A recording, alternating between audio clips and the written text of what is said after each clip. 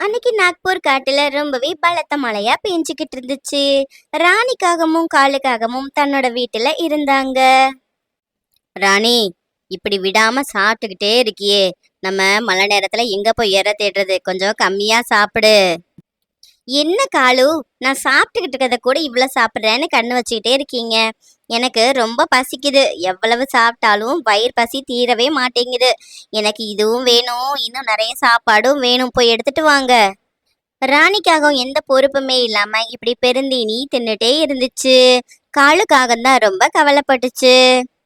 அதே நாக்பூர் காட்டுல நம்ம கோமலும் தன்மையும் வாழ்ந்துட்டு இருந்தாங்க. அவங்க ரொம்ப பொறுப்பாவே இருந்தாங்க. மழை காலங்களில அவங்களுக்கு வேண்டிய உணவை சேமிச்சு வச்சுட்டு கொஞ்சம் கொஞ்சமாவே சாப்பிட்டுட்டு இருந்தாங்க. அப்பதான் அவங்க மழை காலத்தை ரொம்பவே நிம்மதியா வீட்டிலேயே கழிக்க முடியும். அங்க காகங்களோட நிலைமை ரொம்பவே மோசமாயிக்கிட்டே இருந்துச்சு. காலு, இந்த சாப்பாடு எனக்கு பத்த மாட்டேங்குது. தயவு செஞ்சு வெளியே போய் எனக்கு ஏதாச்சும் சாப்பாடு எடுத்துட்டு வாங்க. இல்லைன்னா நான் பட்னியிலே இறந்துருவேன் போல இருக்கு. எவ்வளவு சாப்பிட்டாலும் எனக்கு ரொம்ப பசிக்குது காலு. ராணி, உனக்கு கொஞ்சமாவது மனசாட்சி இருக்கா? நீ எனக்கு இருந்த சாப்பாட்டையும் சேர்த்து சாப்பிட்ருக்க.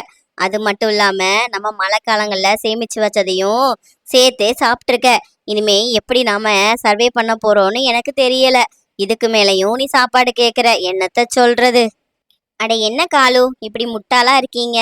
பக்கத்திலேயே கோமலும் தன்மையும் நிறைய சாப்பாடு சேர்த்து வச்சிருக்காங்க. எப்படியாவது அந்த சாப்பாடு நம்ம வீட்டுக்கு வரணும். அதுக்கேத்த மாதிரி என்கிட்ட ஒரு சூப்பரான பிளான் இருக்கு. அந்த சாப்பாடு மட்டும் வந்துருச்சுன்னா நமக்கு தாராளமா போதும். நீ சொல்றது சரிதான். ஆனா அந்த குருவிகள் நம்ம கிட்ட வந்து எப்படி சாப்பாடை தரும்? அதுக்கு வாய்ப்பே இல்லை. நம்ம இப்படியே நினைச்சுக்கிட்டே இருக்க வேண்டியதுதான் போ. அதுக்கு தான் என்கிட்ட ஒரு சூப்பரான ஐடியா இருக்கு காலு. அந்த குருவிகள் தூங்கும்போது அவங்களோட வீட்டை நாம தூக்கி ஆத்துல எரிஞ்சிடலாம். நம்ம கிட்ட வீடு கேட்டு உதவிக்கு வருவாங்க. உதவி செய்யற மாதிரி சாப்பாடை வாங்கலாம். அப்படியுமே ராணியும் காலுவும் அந்த மாதிரி ஒரு திட்டத்தை போட்டாங்க. குருவிகள் தூங்குறதுக்காக அவங்க காத்திருந்தாங்க. கொஞ்ச நேரத்திலேயே கோமலும் தன்மையுமே ரொம்ப அசதியா இருந்ததுனால தூங்கிக்கிட்டு இருந்தாங்க. ரெண்டு காகங்களும் திட்டம் போட்ட மாதிரியே வீட்டை தூக்கி ஆத்துல எரியறதுக்காக வந்திருந்தாங்க. அப்பவுமே ரொம்ப பலத்த மழையா பெஞ்சுக்கிட்டு இருந்துச்சு. அதனால ஆத்துல வெள்ளம் அதிகமா இருந்ததுனால வீடு அங்கிருந்து அடிச்சிட்டு போயிருச்சு. ரெண்டு பறவைகளுமே தங்களோட வீடு காத்துல அடிச்சிட்டு போனதை நினைச்சு ரொம்பவே கவலைப்பட்டாங்க. அவங்களுக்கு எங்க போறதுனே தெரியல.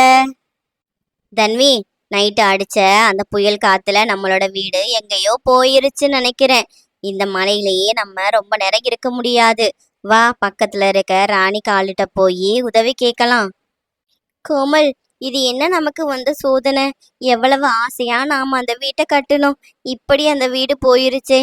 சரி, நீங்க சொல்றதும் சரிதான். இந்த மலையிலேயே ரொம்ப நேரம் இருக்க முடியாது. வாங்க, நம்ம ராணி காலிட்ட போய் உதவி கேட்கலாம். அவங்க செஞ்சாலும் செய்வாங்க. அப்படி சொல்லிட்டு கோமலும் தன்வியும் காகங்களை பார்க்கறதுக்காக வந்திருந்தாங்க. தன்வியும் கோமலும் தங்கள்கிட்ட உதவி கேட்டது வந்ததை நினைச்சு ரெண்டு காகங்களுமே மனசுக்குள்ள ரொம்பவே வன்மமா சிரிச்சுக்கிட்டாங்க.